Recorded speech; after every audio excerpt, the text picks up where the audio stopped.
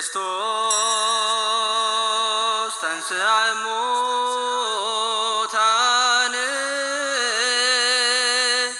ሞተ ወኪዶ ለሞት ለእለ ውስተ መቃብር ወሀበ ሕይወተ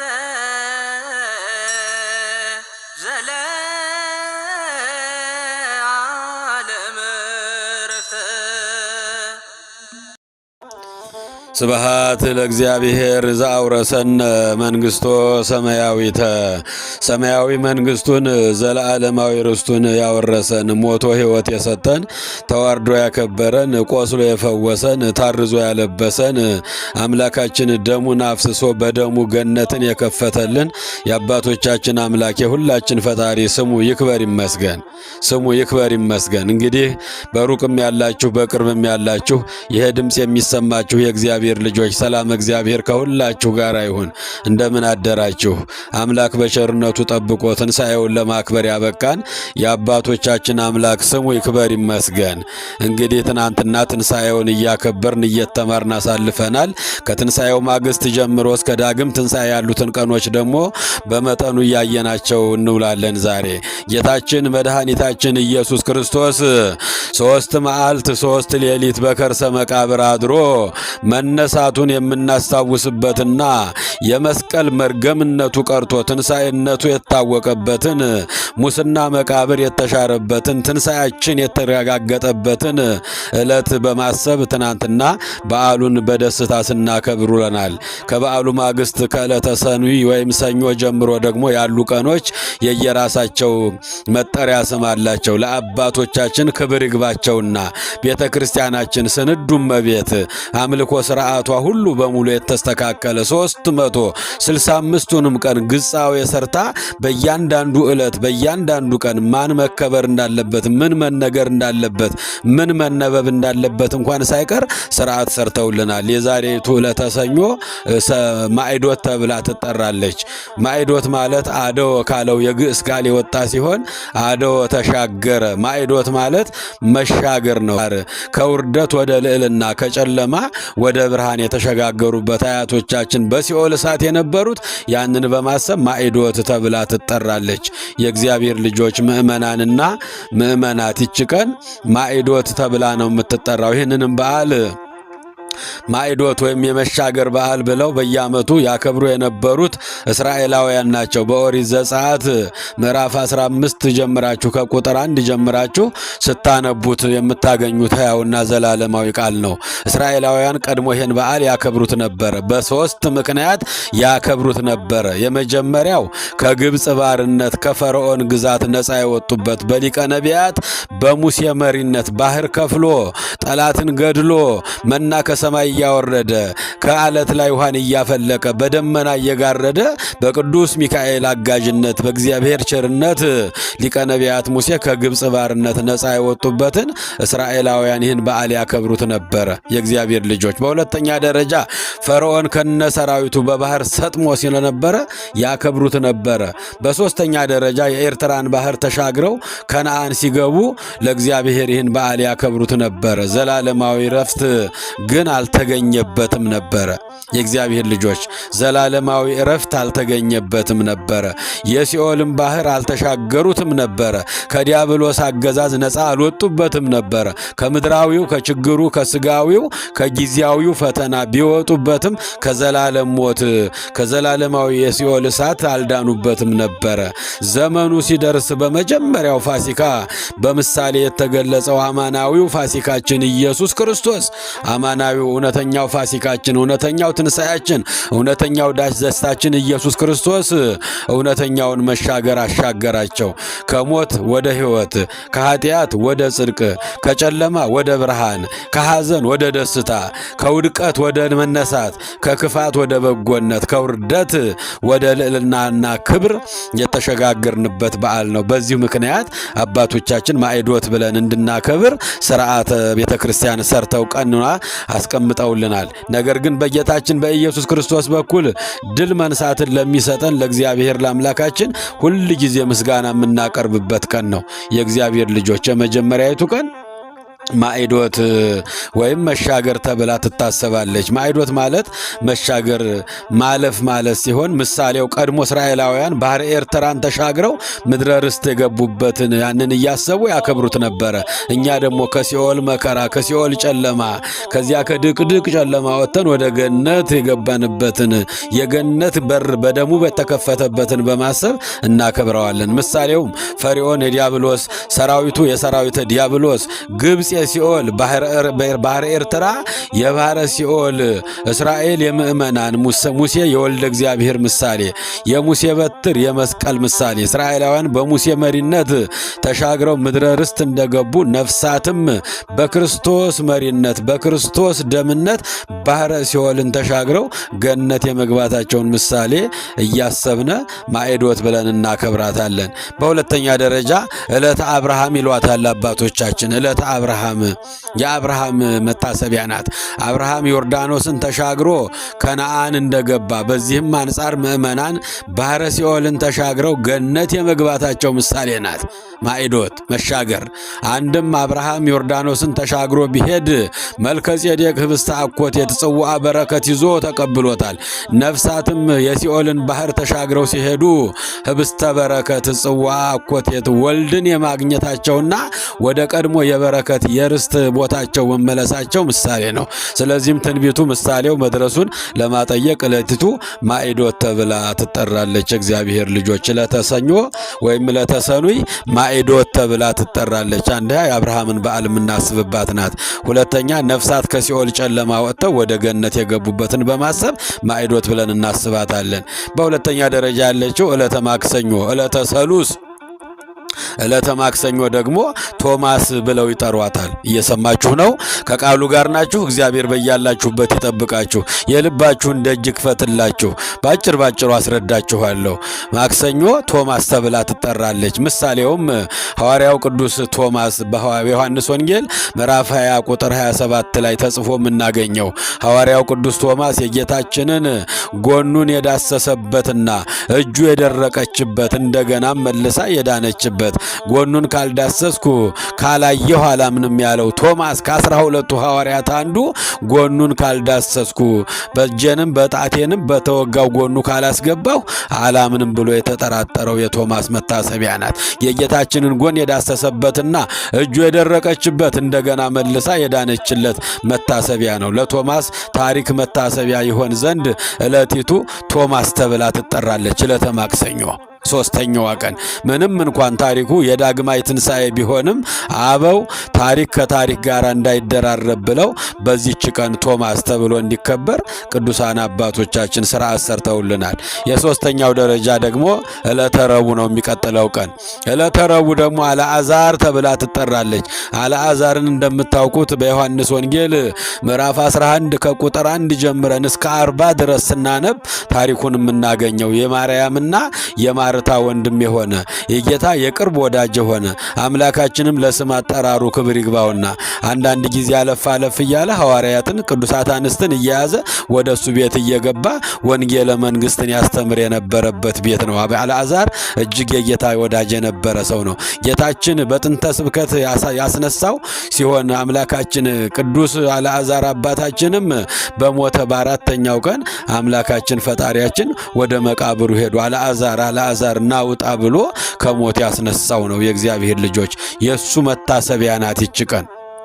አዎ ታሪኩ በዮሐንስ ወንጌል በሙሉ ተመዝግቦ የምናገኘው ከሞት የተነሳው መጋቢት 17 ቀን ሲሆን በዚህ ቀን መታሰቢያ እንዳናደርግለት የግርግር ወራት በመሆኑ የዛ ጊዜ አምላካችን የግርግር ወራት ነበር። አምላካችን የሚያዝበት ተላልፎ የሚሰጥበት ሰዓት ስለደረሰ ኢየሩሳሌም ታውካ የነበረችበት ሳምንት ነበረ። መጋቢት 12 ቀን መጋቢት 17 ቀን ነበር ዋናው በዓሉ። በዚሁ ቀን መታሰቢያ እንዳያደርጉለት የግርግር ወራት ስለሆነ በ22ም ሆሳዕና በዓል ትልቅ በዓል የተከበረበት ስለሆነ በ23ም መርገመ በለስ አንጽሖተ ቤተ መቅደስ የተፈጸመበት ስለሆነ በዓሉ ከበዓል ይዋል ብለው አባቶቻችን የቀደሙ አባቶቻችን የውሃ በዓል ከውሃ ጋር ብለው ቃና ዘገሊላን ከጥምቀት ጋር እንዳዋሉት ትንሣኤውን ከትንሣኤ ጋር እንዲገናኝ አደረጉ። አንድም አልዓዛር በትንሣኤ ሥጋ እንደተነሳ እኛም የትንሣኤ ልቦና እንነሳለንና ዕለቲቱ አልዓዛር ትበላለች። አልዓዛር ከሞተ ከ4 ቀን በኋላ አምላካችን ከሞት ያነሳው 40 ዓመት ቆይቶ ወንጌለ መንግስትን አስተምሮ ሊቀ ጳጳስ ሆኖ እድሜ አግኝቶ እድሜ ጠግቦ ያረፈ አባታችን ነው። የእግዚአብሔር ልጆች ግን የምትሰየመው ዕለተ ረቡዕ አልዓዛር ተብላ ትሰየማለች። እነዚህ ሁሉ በዓላት በዚህ ሳምንት እንዲታሰቡ አባቶቻችን ቅዱሳን ሰርተውልናል። አምስተኛዋ ቀን ደግሞ ዕለተ ሐሙስ ናት። ዕለተ ሐሙስ ደግሞ አዳም ሐሙስ ተብላ ትጠራለች። አዳም ሐሙስ የአዳም ምሉዕ ተስፋ የተፈጸመለት ምስጢር የምናስታውስበትና የምንዘክርበት ዕለት ስለሆነ ምክንያቱም ለክርስቶስ ሰው መሆን ዋና ምክንያቱ ጸሎተ አዳም ነው። የአዳምና የሔዋን እንባ ነው። እንባቸውን አፈሰሱ፣ ደረታቸውን ደቆሱ፣ 100 ዓመት አለቀሱ። በሐሙስ ዕለት ወበመንፈቃ ለዕለት እተወለድ መወለተ ወለትከ ወእድኅኩ ውስተ መርህብከ ወእትቤዘወከ በመስቀሌ ወበሞቴ 5500 ዘመን ሲፈጸም ከሰማየ ሰማያት ላንተ ስለወርድልሃለሁ ከልጅ ልጅህ ከድንግል ማርያም እወለድልሃለሁ። በሜዳህ ላይ ተመላልሼ ምድርን በኪደተ እግሬ እቀድሳታለሁ። ጎባጣ እያቀናሁ ዕውር እያበራሁ ለምጻም እያነጻሁ የሞተ እያነሳሁ 33 ዓመት ምድር ላይ ኖራለሁ። ከዚያ በኋላ እንደ ወንጀለኛ በጲላጦስ አደባባይ በቀራንዮ አደባባይ በጲላጦስ ፈራጅነት በአደባባይ በመስቀል እሰቀልልሃለሁ። ስጋዬን ቆርሼ ደሜን አፍስሼ በደሜ ገነትን ከፍቻ ገባሃለሁ ከ5500 ዘመን በኋላ ብሎ ቃል የገባለት አምላካችን የአዳምና የሔዋንን ጸሎት ተቀብሎ ነው። የእግዚአብሔር ልጆች ዕለተ ሐሙስ የአዳም ሐሙስ የምትባለው በዚህ ምክንያት ነው። እንግዲህ ለክርስቶስ ሰው መሆን ዋና ምክንያቱ የአዳምና የሔዋን እንባ የአዳምና የሔዋን ጸሎት ነው።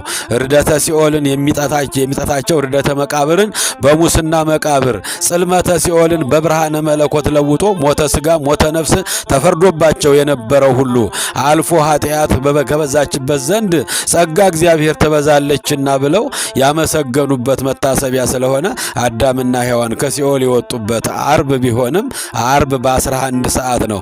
እለ ውስተ ሲኦል ጻኡ ወእለ ውስተ መቃብር ተከሰቱ ሰላም ለሁላችሁ ይሁን ብሎ እጆቹን ሰርግቶ አምላካችን በሲኦል ያሉትን ነፍሳት በሙሉ እለ ውስተ ሲኦል ጻኡ በሲኦል ያላችሁ በዝግ ቤት ያላችሁ ጨለማ ውጧችሁ እሳት እየፈጃችሁ ትል እየበላችሁ ያላችሁ ኑ ጻኡ ኑ ውጡ አላቸው አምላካችን። ያን ጊዜ የብረት መዝጊያው ተሰባበረላቸው። የእግር ብረት ማሰሪያው ከእጃቸው ብጥስጥስ ብሎ ወደቀላቸው። የአምላኳን ድምፅ ስትሰማ ለ5500 ዘመናት የዋጠቻቸውን ሲኦል ተከፍታ አስረከበች ለአምላኳ። ያን ጊዜ እግሩ ላይ እየወጡ ሰገዱለት። ደመ ማኅተሙ ተሰጣቸው። የብርሃን መጎናጸፊያ ተሰጣቸው። እነሱም እየዘመሩ እያሸበሸቡ እያመሰገኑ ከ5500 ዘመን የፍዳ የመከራ የጨለማ መከራ ዘመን በኋላ ስብሐት ለእግዚአብሔር ዘአውረሰነ መንግሥቶ ሰማያዊተ መጀመሪያ በትምህርታችን መግቢያ ላይ እንደተናገር ነው ሰማያዊ መንግሥቱን ዘላለማዊ ርስቱን ያወረሰን ሞቶ ሕይወት የሰጠን ተርቦ የመገበን ቆስሎ የፈወሰን ታርዞ ያለበሰን ወድቆ ያነሳን አምላካችን ክብር ምስጋና ይድረሰው።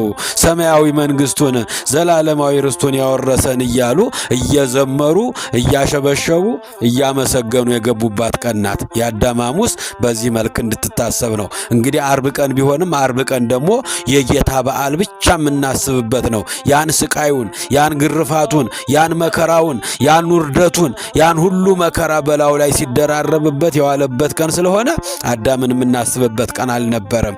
በዚህ ምክንያት ወደ ዕለተ ሐሙስ አምጥተው ጸሎታ የአዳም ሐሙስ በዚህ ቀን የአባታችን አዳም የእናታችን ሔዋን እንባቸው የታበሰበት ከነ ልጅ ልጆቻቸው ከዚያ ከውርደት ቦታ፣ ከዚያ ከመከራ ቦታ፣ ከዛ ስቃይ ቦታ እሳቱ ከማይጠፋ ትሉ ከማያንቀላፋ ከዚያ የመከራ የጨለማ ጉድጓድ የወጡበትን በማሰብ ይችን ቀን እናከብራታለን። የእግዚአብሔር ልጆች፣ አዎ በዚች ቀን አምላካችን አዳምና ሔዋንን ከነ ልጆቻቸው ያወጣበትን ቀን በማሰብ የአዳም ሐሙስ ብለን እንጠራታለን።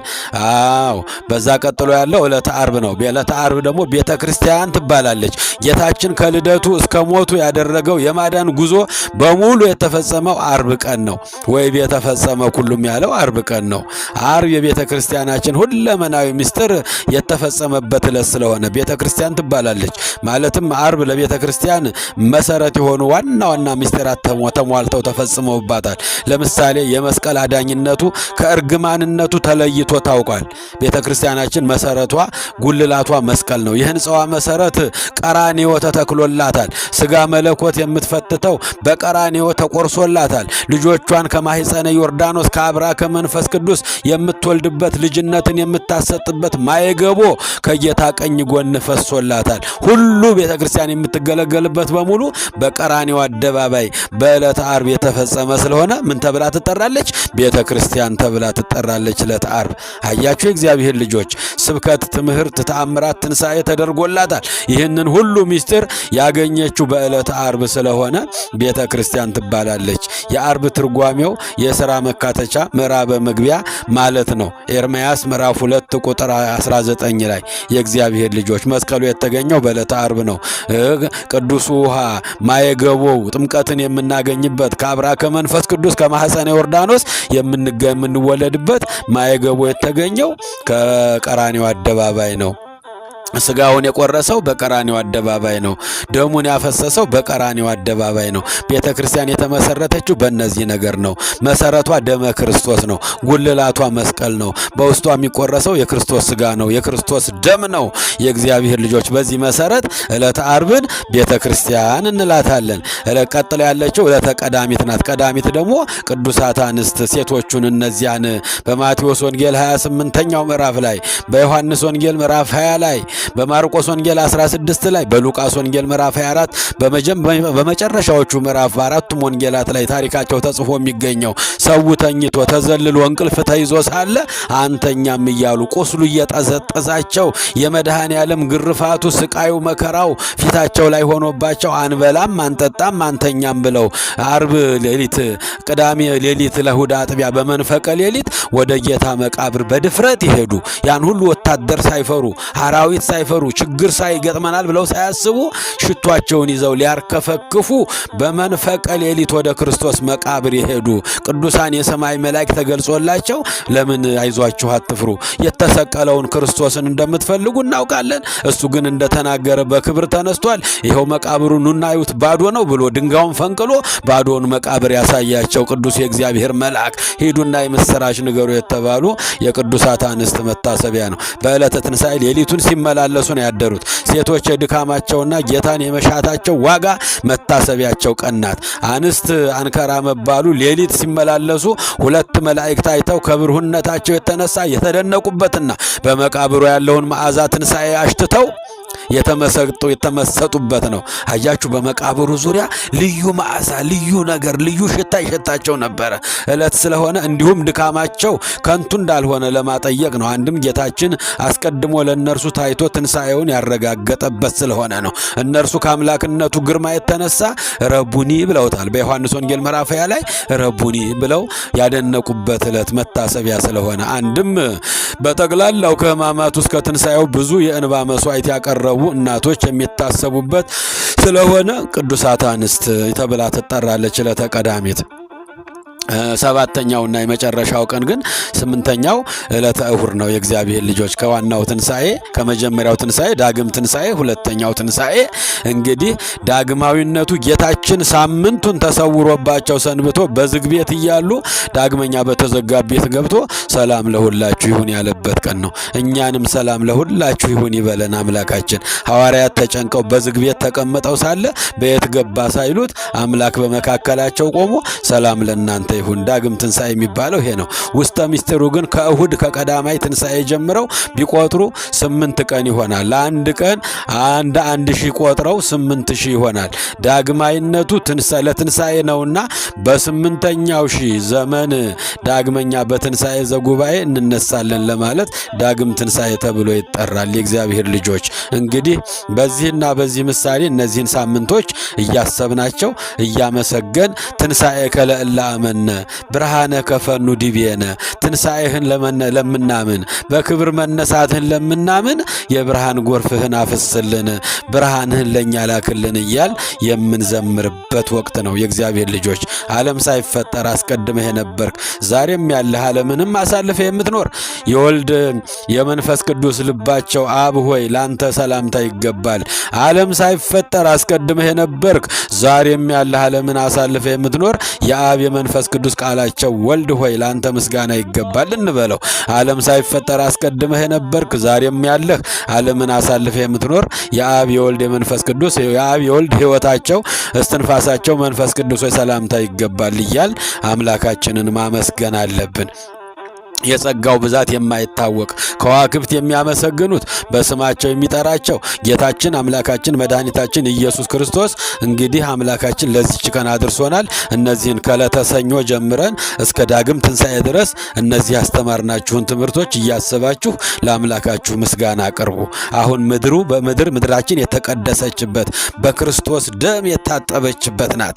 ወምድርኒ ትገብር ፋሲካ አያችሁ ታጺባ በደመ ክርስቶስ ምድራችን ፋሲካውን ምድራችን ደስታውን ትናገራለች፣ ትዘምራለች፣ ታመሰግናለች። አያችሁ በደመ ክርስቶስ ታጥባለችና የክርስቶስ ደም ፈሶባታልና። ክርስቶስ ተንሥአ እሙታን በአብይ ኃይሎ ስልጣን አሰሮ ለሰይጣን አጋዞ ለአዳም ሰላም እምይእዜሰ ኮነ ፍስሐ ወሰላም። ክርስቶስ በታላቅ ኃይልና በታላቅ ስልጣን ሞትን ድል አድርጎ መቃብር ክፈቱ መግነዙን ፍቱልኝ ሳይል በእውነት ተነስቷል። አሰሮ ለሰይጣን ሰይጣንንም አስሮ ወደ በርባሮስ ወደ እንጦሮጦስ ጥሎታል። አጋዞ ለአዳም አዳምን ከነ ልጆቹ ከ5500 ዘመናት በኋላ ከሲኦል እስራት ከጨለማው ግዛት አውጥቶ ወደ ገነት መልሶታል። ሰላም እምይእዜሰ ኮነ ፍስሐ ወሰላም።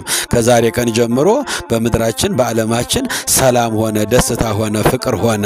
የእግዚአብሔር ልጆች ምእመናንና ምእመናት እንግዲህ ይህንን የምናስብበት ነገር ነው። ከሞት ወደ ሕይወት የተሸጋገርንበት፣ ከኃጢአት ወደ ጽድቅ የተመለስንበት፣ ከጨለማ ወደ ብርሃን የወጣንበት፣ ከሐዘን ወደ ደስታ የተሻገርንበት፣ ከውድቀት ወደ መነሳት የተነሳንበት፣ ከክፋት ወደ በጎነት የተነሳንበት፣ ከውርደት ወደ ልዕልናና ወደ ክብር የወጣንበት አባታችን አዳም ከነ ልጆቹ ስብሐት ለእግዚአብሔር ዘአውረሰነ መንግሥቶ ሰማያዊት እያለ ሰማያዊ መንግሥቱን ዘላለማዊ ርስቱን አወረሰን። ለአምላካችን ምስጋና ይሁን። ያስተማረን የመከረን የአባቶቻችን አምላክ ስሙ ይክበር ይመስገን። ይቆየ ኢየሱስ ክርስቶስ ጽኦመ ስም ለዘይጼውኦ ኢየሱስ ክርስቶስ ብስተ ሕይወት ለዘይበልኦ ኢየሱስ ክርስቶስ ጽዋ መድኃኒት ለዘይሰትዮ ከመ ይባርኩነ ይፈኑ አዳኦ ለጸባኢነ ይጽብኦ ወልተሁ ነሲኦ